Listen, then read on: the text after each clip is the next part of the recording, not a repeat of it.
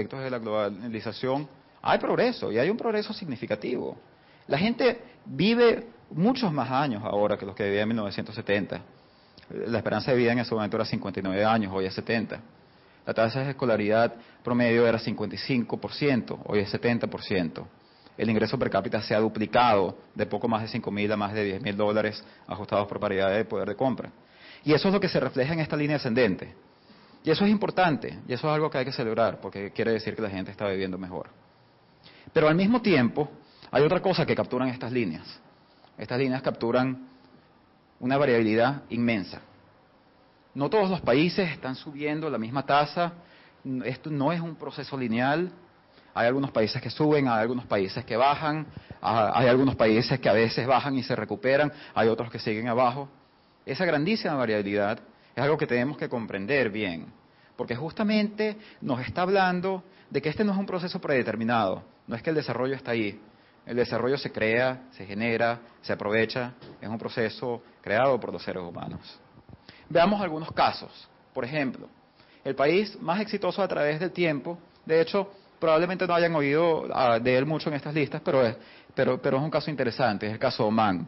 Omán es un pequeño país en el Golfo Pérsico que ha tenido básicamente su IDH, su índice de desarrollo humano, se ha más que duplicado durante los últimos 40 años. Omán es un país que tuvo grandísimos ingresos petroleros y de gas, pero es un país que utilizó estos ingresos sabiamente. En Omán, en 1970, solo el 3% de los niños en edad de primaria iban a la primaria. Hoy en día es el 79%. Un progreso enorme. Veamos otro caso, por ejemplo, Túnez. Otro país de que tal vez nunca hayan oído hablar de él como el caso de un milagro, pero está en nuestra lista de 10 países que mejor les va en términos de desempeño, en términos de desarrollo humano. Y bueno, en Túnez también, igual, era el 23% de los niños iban a la secundaria, los niños en edad de secundaria iban a la secundaria en 1970, hoy es el 90%. Túnez, de hecho, un país que en el contexto de los países árabes tuvo unas políticas de equidad de género muy interesantes, que tuvieron que ver con eliminar la poligamia, que tuvieron que ver con permitir a las mujeres iniciar el divorcio, aumentar la edad de matrimonio. Tuvieron su primera mujer parlamentaria en 1959. Túnez, de hecho, hoy tiene una mayor proporción de mujeres en la universidad que Hong Kong o que México. Y vemos el progreso que ha tenido en términos de desarrollo humano. China, por supuesto, es una historia bien conocida, pero la historia que nosotros contamos de China es un poco diferente, porque en China gran parte de este progreso viene de crecimiento, pero ha sido un progreso, su crecimiento ha sido tan alto que de todos modos es un país que le va muy bien, pero ha sido un progreso bastante desbalanceado. Nepal, tal vez no hayan oído nunca hablar de Nepal como un país exitoso, pero fíjense que Nepal comienza muy bajo, y fíjense dónde están ahora los países que comenzaron con Nepal, y Nepal poco a poco ha comenzado a subir. Y uno de los puntos principales que les quiero decir con estos nombres de países es que, oye, esta no es con la excepción de China, esta no es la misma lista que uno está acostumbrado a oír. O sea, no he mencionado a Tailandia, no he mencionado a Botswana, no he mencionado he mencionado solo un país asiático. En un informe reciente, por ejemplo, del Banco Mundial, había 13 experiencias del informe de la Comisión Spence, encabezado por el Premio Nobel de Economía Michael Spence. Había 13 experiencias y 9 de ellas estaban en el sureste asiático. Esta es una lista diferente. Bueno, vamos a volver a ese punto en un momento. Pero la idea básica que yo les quiero transmitir ahora es que aquí hay progreso, pero muchísima variabilidad. El progreso es bastante uniforme, tan uniforme que de nuestros 135 países, que además hemos hecho un análisis más detallado que demuestra que estas tendencias son tendencias que parecen caracterizar a los países para los cuales no tenemos suficiente data para calcular todo el IDH, pero que sí tenemos data sobre alguno de los componentes y por lo tanto podemos ver en qué dirección se está moviendo. Y esta tendencia de progreso es una tendencia bastante generalizada. Solamente hay 3 países que han visto caídas en el IDH en este periodo de 40 años, que son la República Democrática del Congo, Zambia y Zimbabue. Veamos un poco más este tema que quiero enfatizar sobre la diversidad de las experiencias y la diversidad de los caminos al desarrollo. Aquí lo que ustedes ven en pantalla son países que tienen el mismo punto de partida, tienen un punto de partida muy similar. fíjense lo que ocurre con ellos, fíjense cómo difieren los caminos de esos países. Por ejemplo, Nepal comienza con un IDH más bajo que el de Zimbabue. Hoy en día Zimbabue, que ha tenido un colapso económico, social, Zimbabue tiene el IDH más bajo del mundo. Y Nepal, como vimos, es un país que está superando su pobreza, todavía con muchísimo trecho que recorrer. Veamos a Omán y China, que son países que han tenido mucho progreso, un progreso diferente en sus fuentes, como ya veremos. Comparémoslo con la República Democrática del Congo, otro país que además, por causas de un conflicto que ha afectado gravemente a gran parte de su población, o sea, la totalidad, ha tenido otro colapso.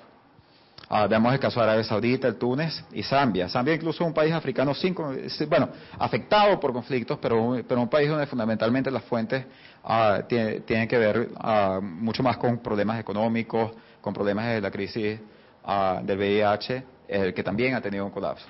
Y esto lo que nosotros queremos la razón que nosotros enfatizamos esto de la diversidad de los caminos, de la diversidad de las experiencias, es que uno podría pensar que, bueno, que si estos países más o menos son iguales, muchas veces son países que están en la misma región, que iban a tener un desempeño similar. Pero nosotros vemos muchísima diversidad y cuando analizamos con más detenimiento lo que está ocurriendo, muchas veces vemos que las políticas que funcionan en algunos lugares y que permiten que algunos de estos países crezcan, no necesariamente funcionan en otros lugares. O sea que esta diversidad también tiene que ver con especificidades históricas, estructurales, institucionales, de coyunturas particulares que permiten que ciertas políticas, ciertas iniciativas funcionen. Y el proceso de reflexión sobre política se tiene que dar a ese nivel, a nivel de las especificidades de los países.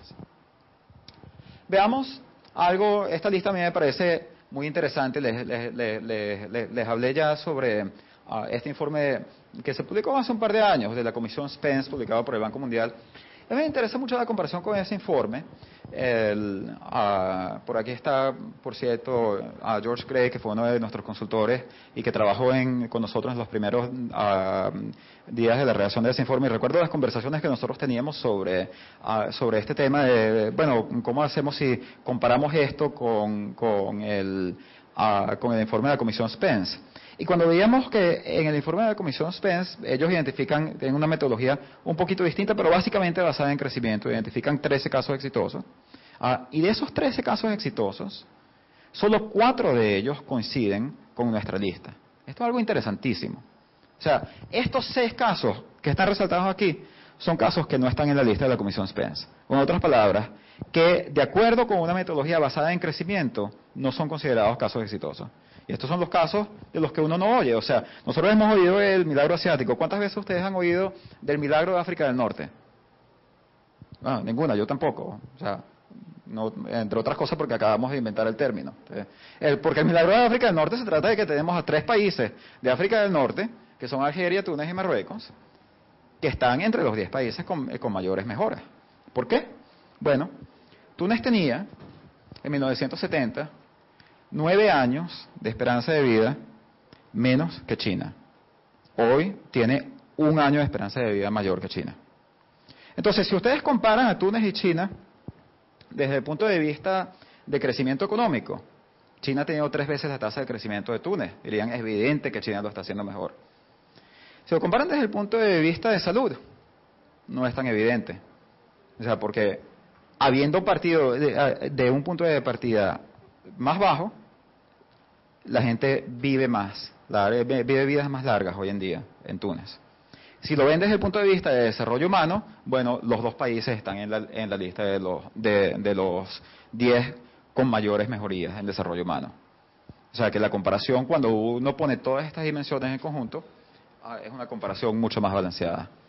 De hecho, China es el único país que entra en esta lista solamente por su crecimiento económico. En otras palabras, es el único país que está en esa última columna que ustedes ven ahí, que dice ingresos. Esos son los países ordenados por su crecimiento económico. China es el país con mayor tasa de crecimiento económico en el mundo. Y China es el único país que está en esa columna, pero que no está en la columna del medio, que es lo que llamamos el IDH no vinculado a los ingresos, o sea, el IDH hecho solo con salud y educación. Pero los otros países que entran en esta lista son países que entran en esta lista por su desempeño en términos de salud y educación. Y algunos casos, que son casos como de Corea del Sur e Indonesia, que están en ambas listas, o sea, que tienen un crecimiento balanceado entre salud y educación. Pero esto también es interesante, porque otra cosa que le está diciendo es que la estrategia china es muy atípica, y es una estrategia que no necesariamente es la mejor forma, es la forma más adecuada de lograr mejoras de vida para la gente. O sea, lo que nosotros estamos viendo es que principalmente los países que son exitosos lo hacen justamente a través del énfasis en la salud y la educación. Déjeme, lo que esta lista ilustra es un punto incluso más básico, un punto más fundamental. Y un punto que genuinamente para nosotros, cuando nosotros comenzamos a adentrarnos en la literatura y a hacer la investigación de este informe, nos sorprendió. O sea, tanto nos sorprendió que tuvimos que hacer los cálculos varias veces. Pero si uno toma una base de datos de largo plazo como la que nosotros creamos a lo largo de 40 años, y uno calcula la correlación entre el crecimiento económico y las mejoras en salud y educación, la correlación no es estadísticamente diferente de cero, no es significativa. ¿Okay? Este gráfico, esto que ustedes ven aquí, de hecho tiene dos correlaciones. La que ustedes tienen en la izquierda sí es positiva, y esa es una que yo quiero reafirmar, porque es una diferencia sutil pero importante. La correlación que ustedes tienen en la izquierda es la correlación entre los cambios en el IDH, los cambios en el índice de desarrollo humano, y los cambios en el ingreso. ¿Por qué es positiva? Bueno, por supuesto, porque el IDH incluye el ingreso. Tendría que ser positiva. Sería bien raro que no lo fuese. Pero eso es importante no solo porque está dentro de la construcción del IDH que tiene esta relación, sino para reafirmar que el ingreso es importante. En ningún momento nuestro argumento es que el ingreso no sea relevante. Porque el ingreso es lo que la gente utiliza para hacer muchas cosas, pues. Y muchas cosas que son importantes para la gente, que son relevantes, que permiten la expansión de sus posibilidades de acción. Ahora, lo que nosotros argumentamos, y esto es lo que está en el panel derecho, en el panel con la línea azul, es que no hay una correlación significativa. Esta correlación, para los que están interesados en la matemática, es de 0.13, no es estadísticamente significativa a ningún nivel convencional de significación. No hay una relación significativa entre los incrementos en salud y educación y el ingreso per cápita. Y esto son buenas noticias, porque nosotros sabemos que el crecimiento es difícil de alcanzar, porque nosotros sabemos que el crecimiento es elusivo, y porque nosotros sabemos que el crecimiento depende de muchos factores que están fuera del control de los países. Y lo que esto nos está diciendo es que no hay que esperar a generar el crecimiento para poder mejorar la salud y la educación. Que hay muchas cosas que se pueden hacer en términos de salud y educación y que los países tienen a su alcance los medios para hacerlo, que pueden mejorar el acceso al conocimiento que tiene la gente y que pueden mejorar que puede aumentar cuánto dura la vida de la gente y la calidad de esa vida que la gente vive, que puede mejorar las posibilidades y el desarrollo humano de la gente. Esta es la principal lección. Al mismo tiempo, la otra cosa que te dice este gráfico es que si generas crecimiento, no necesariamente vas a tener asegurado mejoras en la salud y la educación.